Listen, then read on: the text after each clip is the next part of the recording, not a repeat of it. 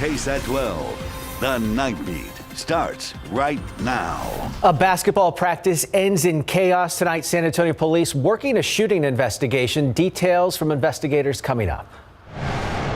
And rising gas prices are having a larger impact. They're now adding problems for Meals on Wheels. We're going to take a look at how they're handling the situation. But first, many of you are concerned about San Antonio's gun violence, and yes, you do have a point, because last month more than a dozen people were killed in gunfire in the city. And just last year, more than 160 people were killed in what was the city's deadliest year in about 30 years. The Night Team's Patty Santos explains how SAPD's Micro Hotspots program works and how it aims to protect you.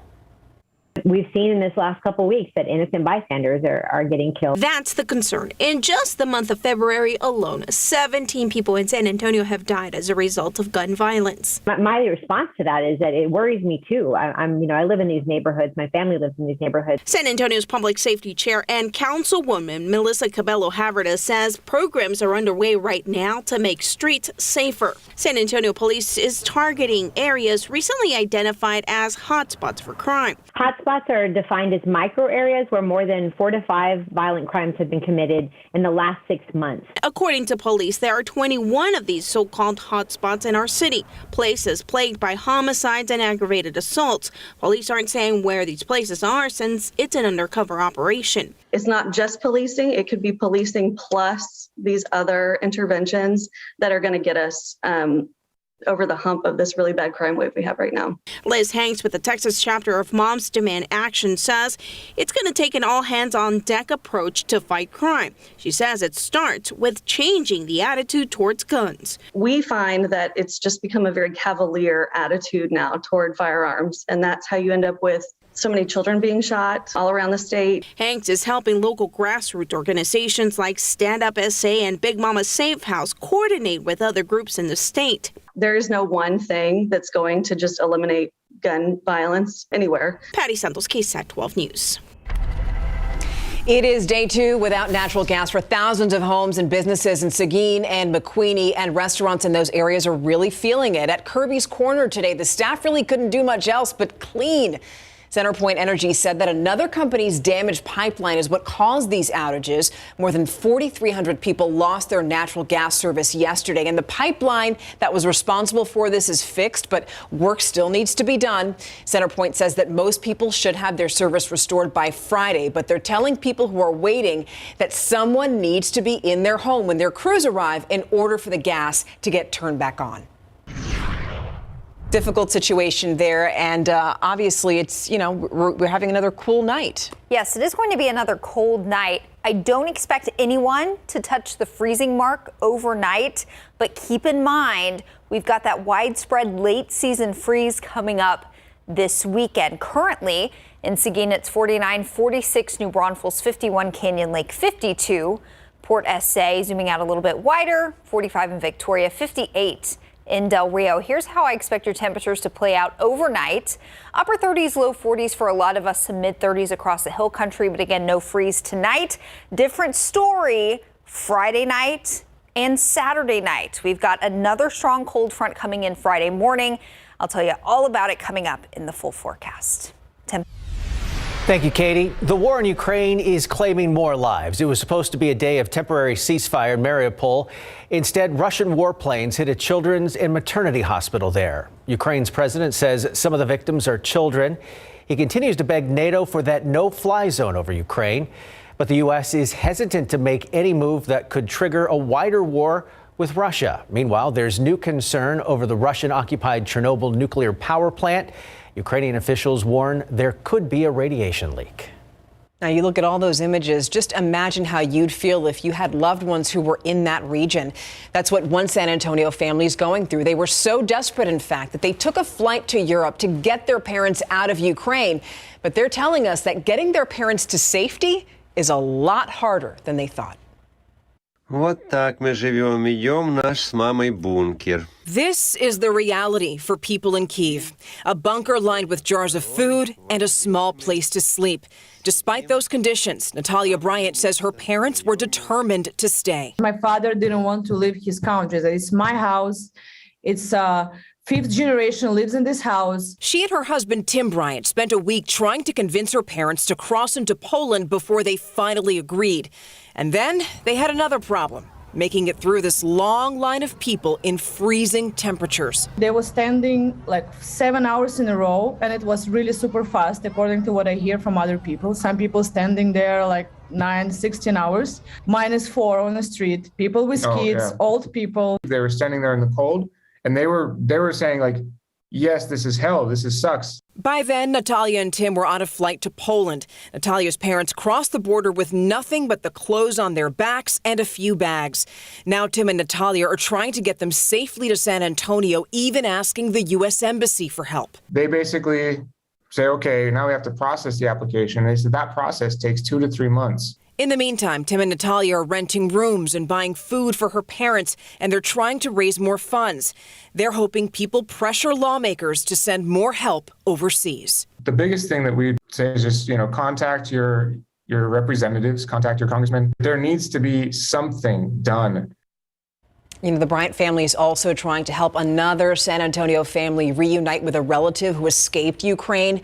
So far, more than 2 million people have left that country since this started. Meanwhile, all of that causing gas prices to rise again tonight. AAA is reporting the average price for a gallon of regular is $3.85. That's a 10-cent jump just since yesterday. Meanwhile, GasBuddy.com is reporting an even higher average for our area at $3.96 a gallon. For a little perspective on all of this, AAA reports the all-time record for our area stands at $3.95. As more of us are feeling the pinch at the pump, nonprofits like Meals on Wheels are also feeling it. The Night Team's Lee Waldman spoke with a representative who says rising costs are just compounding other issues left over from the pandemic. March has always been an exciting time for the Meals on Wheels organization. It's National Meals on Wheels Month. It celebrates the signing of a portion of the Older Americans Act that helps to finance Meals on Wheels. This year significant because it's the 50-year anniversary. We're also asking people to come volunteer. Forrest Mayan, Chief Strategy and Development Officer for Meals on Wheels, says the organization relies on volunteers.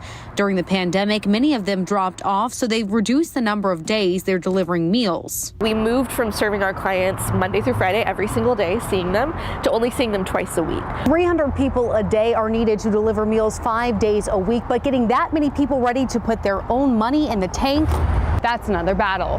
We have about half that, so we have about 150 a day right now. With gas prices rising daily, Maine says it's hard to incentivize volunteers. There's another side of the sword. The more it costs us to fill up our vehicles, the more it costs us overall to deliver these meals. Right now, the organization pays about $5 a meal for delivery. It's probably running us about 10 to 20% higher per meal between all of those factors. Meals on Wheels San Antonio is serving more people across their 8 counties than they ever have before because of the pandemic. We serve between 4,000 and 4,500 people every week. Despite the challenges they face, Maine said one thing won't change. So if we don't have enough volunteers show up that day, we all go deliver meals regardless of what our job is. So the meals will get out.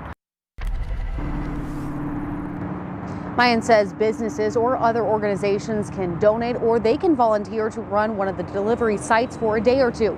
Now, if you want to volunteer even 1 day a month, it can significantly help out this organization.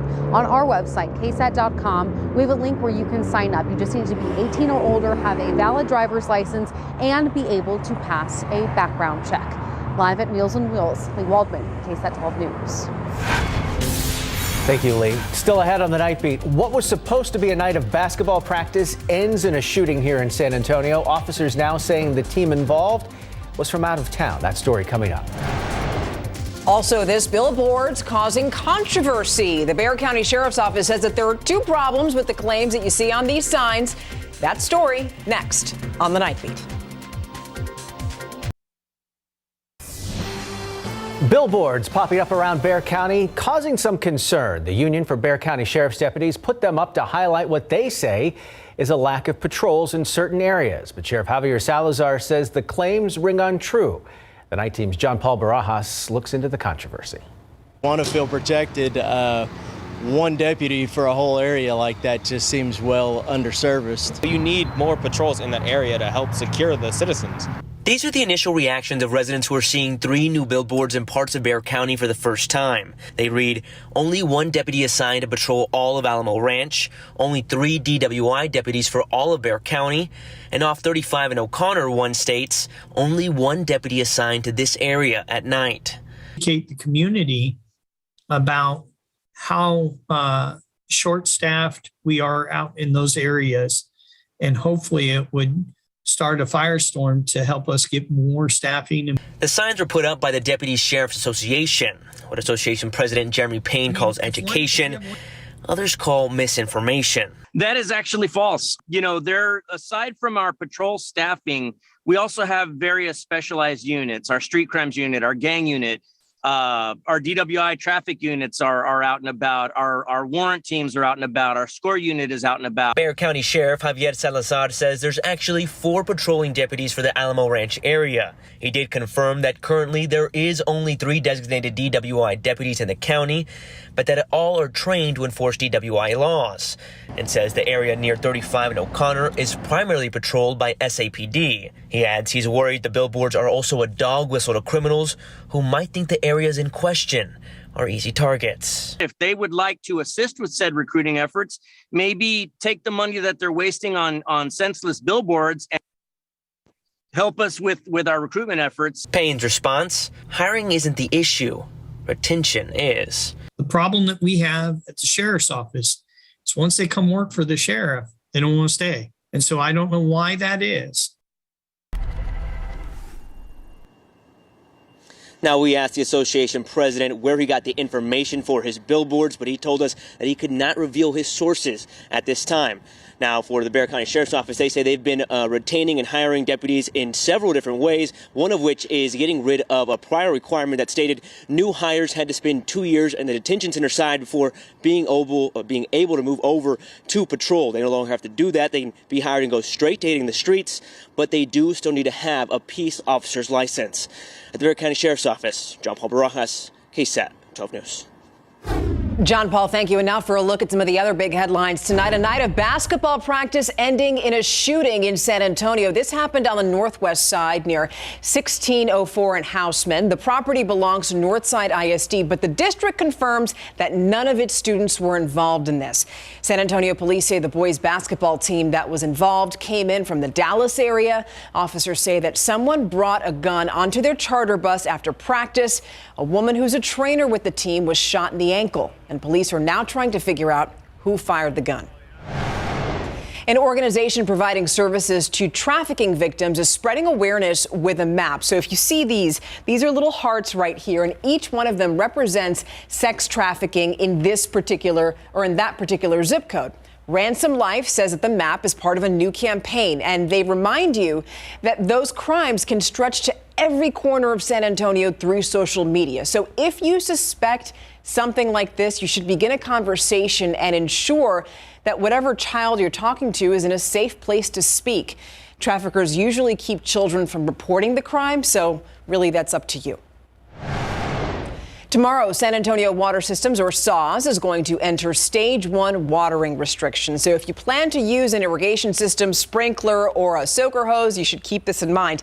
You can only water on your watering day before 11 a.m. or after 7 p.m. And if your address ends in a 6 or 7, then tomorrow would be your watering day.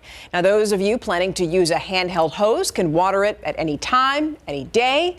It's a lot of stuff to remember, but don't worry because we have it all for you on KSAT.com. And that's a look at your Nightbeat News Flash. Let's take a live look outside on this Wednesday night. Sky 12 over the AT&T Center. Spurs wrapping up their game. Greg will tell us if Pop broke history or made history tonight.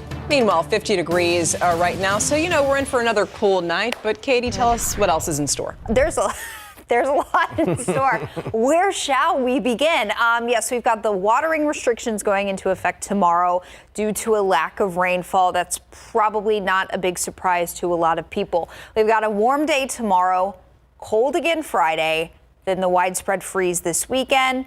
Early next week, things even out just a little bit. So we've got a lot going on. Let's jump into it. I want to start with a look back On today's time lapse, we had some mid and high level clouds very early on. They filtered out quickly, and we were left with a lot of sun this afternoon. That helped to warm us up to 64. That's still about 8 degrees below average for this time of year after a morning low of 39. That's about where we'll be tomorrow morning as well. Upper 30s, low 40s. Currently 46 in Fredericksburg, 55 in Cotulla, and 58 in Del Rio. We've got dry air out there. Humidity is low and winds are light, about 5 to 10 miles per hour, even calm in places like Kerrville. So with light winds overnight, temperatures trying to drop down a little bit closer to the dew point. We could see a little bit of patchy fog early tomorrow morning.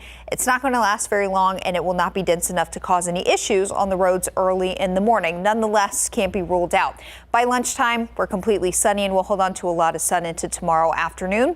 It will be warmer tomorrow than it was today. So 60s today. How about 70s tomorrow? South winds 5 to 15 miles per hour. It's going to be a very comfortable day tomorrow. Late in the day, about this time tomorrow night, we'll really start to see some increasing cloud cover. And by Friday morning, we're overcast with areas of mist, drizzle, and spotty showers. So something I want to point out here as our next cold front is dropping into the hill country very early Friday. This looks like a lot of rain, right? I do think we'll have scattering coverage-wise of rain on early Friday morning, but it is going to be very light. I'm talking mist, drizzle, and just really light spotty showers.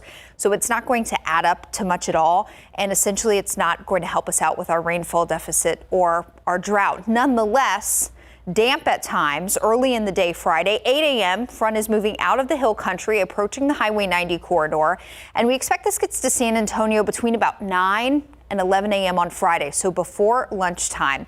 After lunchtime, as the front continues to move southeast, notice some showers still along the front, but as it clears the area early Friday afternoon, our rain chances will go with it. The cloud cover will linger, however, it will start to clear out later in the day on Friday into Friday night. Again, rainfall totals here will not be impressive. We're looking at less than a quarter inch of rain north and east of San Antonio. And other spots even less than that, maybe even less than a tenth of an inch of rain. So rainfall, again, won't be the big focus here. What you are really going to notice, the steep drop in temperatures into Friday morning, 60 at 8 a.m., 46 at lunchtime, and then landing in the low 40s. Also, gusty north winds up to 40, 45 miles per hour.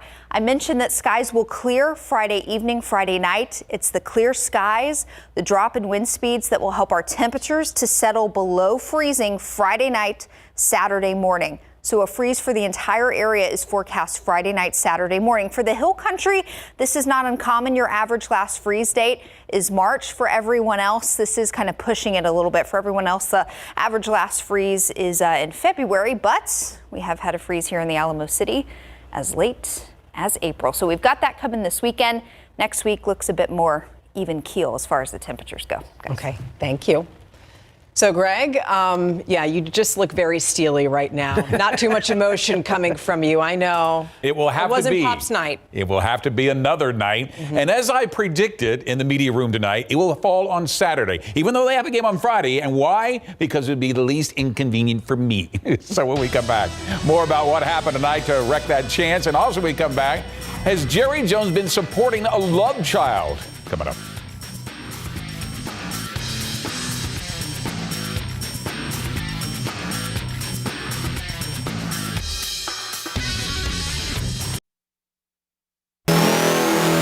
Needs just one more win going into tonight's game against the Toronto Raptors, become the all-time winningest coach in NBA history with his friend and former boss, Don Nelson, who had the record before watching from his home in Hawaii. Spurs fall behind early, but this Keldon Johnson three from the wing keeps the Spurs within striking distance. DeJounte Murray causing a turnover, and then he starts to break in the process, dishing it to Lonnie Walker IV, who finishes with the left hand. Walker then from outside, this time nails a three, and the Spurs are down 5 after 1. Spurs gain the upper hand late in the second when Keldon attacks the hoop to put the Spurs up by 3. Final seconds before the half, DeJounte drops it off to Keldon for the bucket. Keldon with 15 points in the first half. Spurs lead by 3.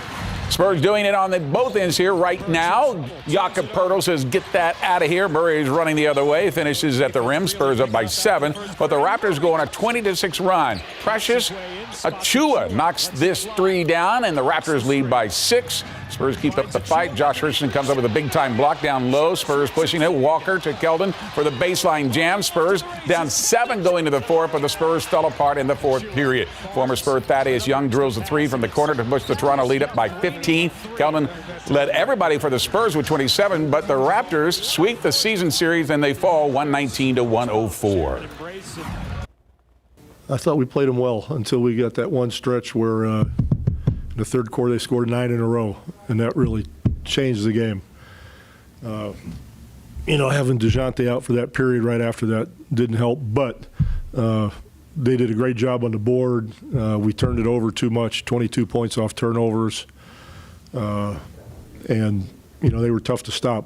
Now, DeJounte was injured there for just a moment, had to go to the locker room, so that presented the opening for, of course, Toronto. And next up, the Utah Jazz on Friday. Pro football coverage, powered by Davis Law Firm. A grand jury in Houston will begin hearing evidence this Friday on whether or not Texans quarterback Deshaun Watson will face any criminal charges. Watson is facing 22 civil lawsuits that accuse him of sexual assault during massages, and now we are waiting to see if he will face criminal charges after as many as 10 women also filed criminal complaints with the Houston Police Department. There's also a separate investigation being conducted by the NFL to see if Watson will face any suspension by the league. One thing is for sure, Watson's attorney Rusty Hardin will not allow Watson to testify, instructing his client to invoke his Fifth Amendment rights against self-incrimination till the grand jury decides if Watson will be indicted on any criminal charges. Any chance of the Houston Texans trading Deshaun Watson to the Washington Commanders has ended. That's after the Commanders acquired quarterback Carson Wentz in a trade with the Indianapolis Colts. The Colts will receive the Commanders' third-round draft picks in 2022 and 2023, according to ESPN. The 2023 third-round pick will become a second-rounder if Wentz plays 70% of Washington snaps. The teams also swapped second-round picks in 2022, with the Colts moving up to number 42. And get this, the Commanders will pay the full $28 million due to Wentz this season. That includes a $5 million roster bonus. More drama in Dallas. A 25-year-old woman is suing Dallas Cowboys owner Jerry Jones, claiming the 79-year-old billionaire paid her mother hundreds of thousands of dollars in 1996 to conceal the fact she is Jones's biological daughter. The story, first reported by the Dallas Morning News, says a lawsuit filed by Alexandra Davis last Thursday said Jones courted her mother in 1995 while she worked as a ticket agent for the American Airlines and has been bound by a confidentiality agreement signed by her mother. But according to the lawsuit, Jones paid her mother $375,000, had an Arkansas lawyer set up 2 trusts for the girl linked to her and her mother. Davis now lives in Washington, D.C. and is an aide for U.S. Congressman after working 14 months in the Trump White House. The Cole Cougars want to repeat as state champs. Next. There are 3 San Antonio area teams that are headed to the Boys State High School basketball tournament in the Alamo Dome this weekend, and one of them is the defending state champion Cole Cougars. That's after they won their first state title last year since 1989, when Shaquille O'Neal led the Cougars to the championship that season with an undefeated record. Now, after beating Marion 71-37 to win their 4th straight regional title, the Cole Cougars will be looking to win back-to-back state titles, but first they have to face Hitchcock in the 3A semifinals on Thursday in the Alamo Dome. They're pretty good. But it's definitely gonna be a tough one, as all teams in the state tournament is really good, and it's the last few games of the season. We just gotta work hard and play as hard as we can. Playing in the Dome, depth perception, the big stage, all the people, it's different from regular games, district games. So, definitely having that experience in the Dome is huge. So Colt will be up first tomorrow in the Alamo Dome against Hitchcock. That's at 3 o'clock. Bernie Champion follows that at 8:30. And then on Friday, Bernie steps in to try and get to their first ever state championship game at 3 o'clock against Wichita Falls. So good schedule all here in the Dome. So a chance to watch the teams play on Thursday and maybe take them in Friday a little bit ahead of the Spurs game. Good luck to them all. You got it. Thanks, Greg. And we'll be right back after this. All right, like we said earlier, a lot going on here. Another nice day tomorrow, turning cold, windy, and a little rainy Friday. Widespread freeze Friday night, Saturday night. A little bit more spring-like next week. I'll be happy to see 80 on Monday, I think. Oh, for sure. In the meantime, we'll just have to stay warm during the nights. All right, well, that does it for the Night Beat. Don't forget that Good Morning San Antonio starts at 4:30. Good night.